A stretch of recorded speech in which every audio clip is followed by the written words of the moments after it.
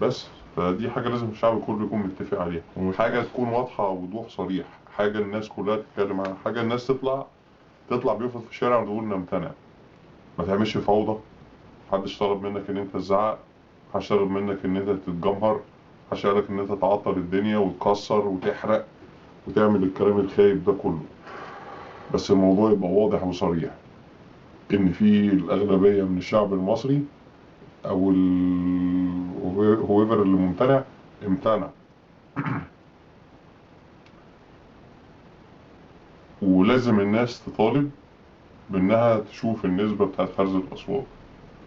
انا مش عارف ليه لحد دلوقتي الحاجة دي انا مش فاهمها خالص. الثورة دي قامت من الشعب. الثورة دي قامت على أساس معين، والثورة دي قامت عن طريق الشعب كله. أنا نفسي أعرف حاجة، الشعب ما طلعش من الشعب ناس ليه شغلتها تراقب على كده؟ ليه ما فيش لجان شعبية بتراقب على المواضيع دي؟ ناس من الشعب نفسه شايفة الموضوع ده ايه. هو عشان كده انا بسألك ايه هو ائتلاف شباب الثورة؟ ايه هو؟ ايه انتوا عبارة عن ايه بالظبط؟ عبارة عن ايه؟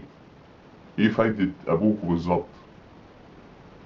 حزب عملتوه علشان تدخلوا البرلمان وبعد كده تبقوا تتناقشوا بعدين، والثورة اللي انت عملتها فشلتها، يبقى تدخل البرلمان تعمل ايه بروح امك؟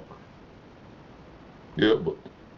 يبقى دي يا عم ب50,000 جنيه دلوقتي المينيموم، الحد الأدنى للمرتبات في مجلس الشعب. حاجة غريبة جدا يعني.